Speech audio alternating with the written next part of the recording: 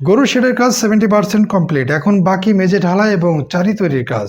শুরু থেকে চাল দেওয়া পর্যন্ত কত টাকা খরচ হলো, শেডের মাপ কত ফিট বাই কত ফিট, এখানে কয়টা গরু রাখা যাবে, সব প্রশ্নের উত্তর থাকবে এই ভিডিওতে। আসসালামু আলাইকুম। আজ আমাদের গরুর শেডের চাল দেওয়ার কাজ কমপ্লিট হয়ে গেল। আমরা চেষ্টা করছি গরু এবং ছাগলের শেডের প্রতিটা কাজ A to Z আপনাদের দেখাতে, যাতে করে আপনাদের পুরো বিষয় সম্পর্কে ভালো একটি আইডিয়া হয়। খামার আসলে কোনো শর্টকাট খেলা নয় যে আজ শুরু করলেন আর কাল কমপ্লিট হয়ে যাবে। একটা খামার রেডি করতে সময় লাগে। আমরা দিনের পর দিন পরিশ্রম করে যাচ্ছি এবং সব বিষয়ে ইনফরমেশন দেওয়ার চেষ্টা করছি। এরপরেও কিছু মানুষ আছেন যাদের এটা দেখতে বিরক্ত লাগছে। তাদের উদ্দেশ্যে বলছি, ভাই আপনাদের সব বিষয় জানা দরকার না হলেও যে ভাইটি ফার্ম শুরু করবে তার খুঁটিনাটি সব বিষয় জানা দরকার। আমরা প্রায় 2 মাস ধরে কাজ করে যাচ্ছি, ধীরে ধীরে আগাচ্ছি। যেহেতু আমাদের বাজেট বেশি না, তাই আমরা কম খরচে সব কাজ করার চেষ্টা করছি। আমাদের চেষ্টায় থাকবে প্রতিটা কাজ কিছুটা হলেও কম খরচে করা এবং সেটা আপনাদের দেখানো। আমি মূলত ছোট করে শুরু করেছি, আল্লাহ তৌফিক দিলে ধীরে ধীরে বড় করব। যেহেতু আমি নতুন, তাই ছোট করে শুরু করে নিজেকে অভিজ্ঞ করতে চাই। এরপরে বড় প্রজেক্ট করবো ইনশাআল্লাহ। আমার যে শেডটা আপনারা দেখছেন, এর ভিতরের অংশে 36 ফিট বাই 13 ফিট জায়গা আছে। এই শেডের মধ্যে আমরা বড় সাইজের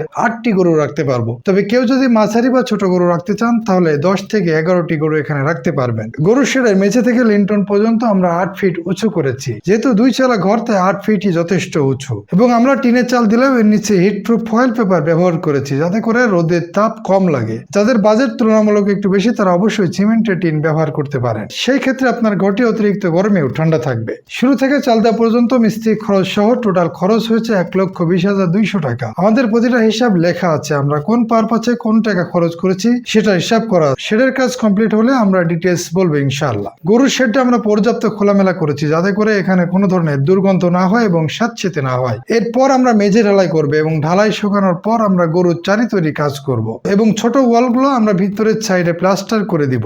যে ফাঁকা জায়গাগুলো দেখছেন, এগুলো আমরা বাঁশ দিয়ে কম খরচে আটকে দিব, যাতে করে সেটি খোলামেলা থাকে এবং নিরাপত্তা নিয়েও কোনো সমস্যা না হয়। আমরা চেষ্টা করছি প্রতিটা ভিডিওতে কিছু না কিছু ইনফরমেশন রাখতে, যাতে করে নতুন খামারিদের উপকার হয়। আমরা আপনাদের কোনো গড়বাঁধা গল্প শোনাতে চাই না। আমরা চাই আমাদের ভিডিও দেখে মানুষ কিছু শিখুক এবং প্রাথমিক ধারণা পাক। আমাদের জন্য দোয়া করবেন, আমরা যেন সফলতার সাথে এগিয়ে যেতে পারি। মনে রাখবেন, প্রকৃতিকে ভালোবাসলে, প্রকৃতির সাথে থাকলে প্রকৃতি আপনাকে উজাড় করে দিবে। আল্লাহ হাফেজ।